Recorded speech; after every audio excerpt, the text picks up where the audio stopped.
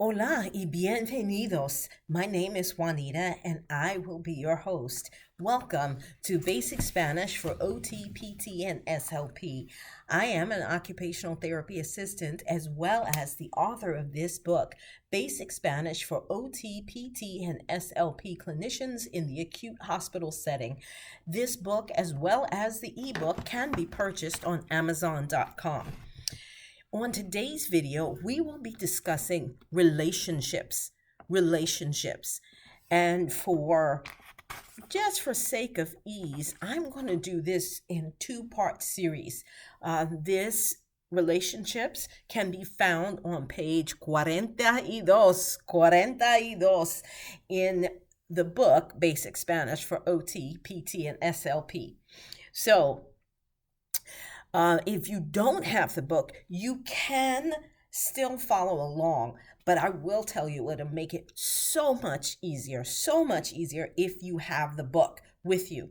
I did not do relationships as well as everything else in the book in order of importance. I did it in order of, or alphabetical order. So there's that. So let's turn to page 42. And as you've heard me say before, vamos a empezar. So on page 42, the first one we have is aunt, and that is tia, tia, tia. The next word that we have is boyfriend, novio, novio. The next one is brother or hermano, hermano. Brother-in-law, cuñado, cuñado.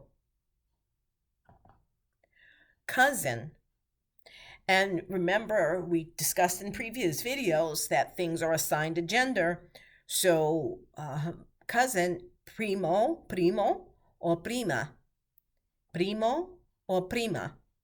And I don't think I said this in the last video, but the general rule, and everything has an exception, is that words ending in an O in Spanish are generally assigned a masculine gender.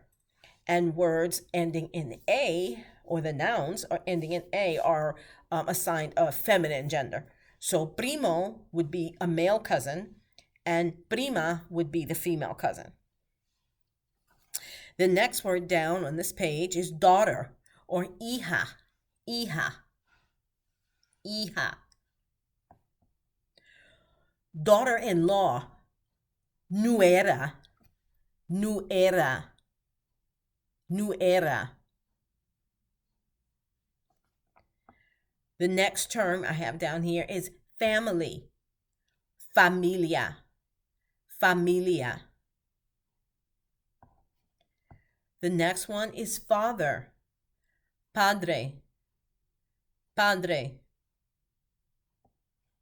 And then father-in-law, suegro, suegro. Friend, amigo, amigo. Or amiga, amiga. Girlfriend, novia, novia.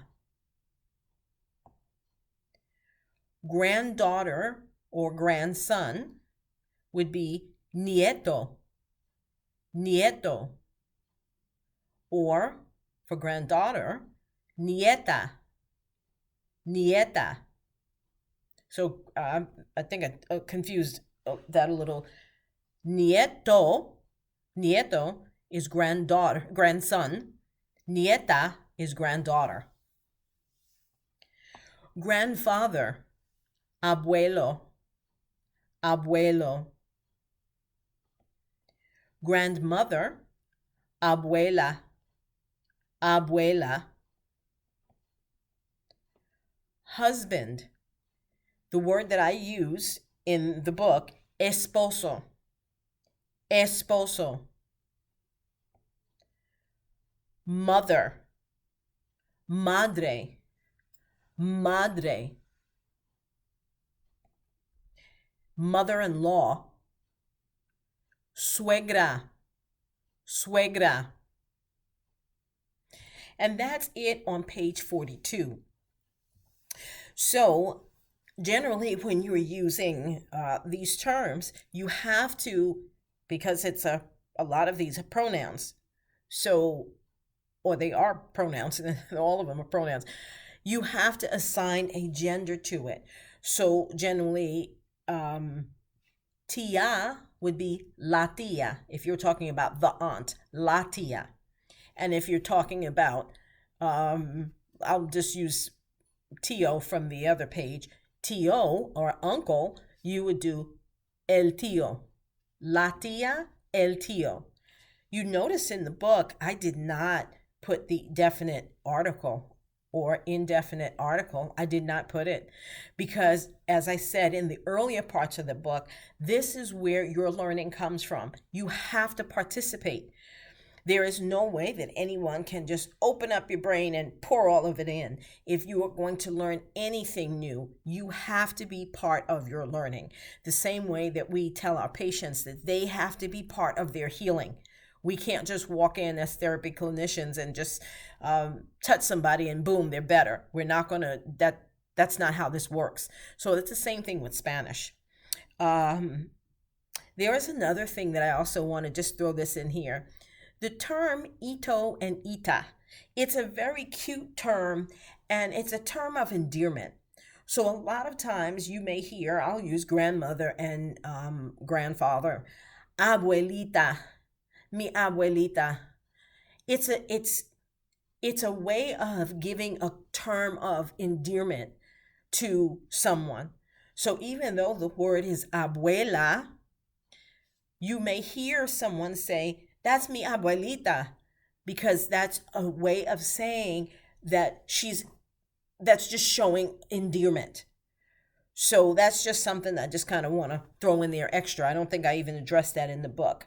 But relationships are important for us when we are working in therapy because who people live with is very important. And you want to be able to know, you will be asking those kinds of questions in therapy. Who do you live with?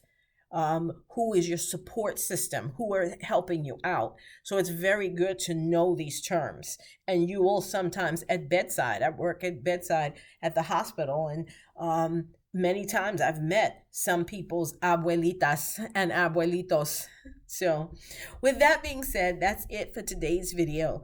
I will continue with relationships that are on page 43 in the book on the next video. So I'll see you then. Nos vemos. Adiós. Gracias.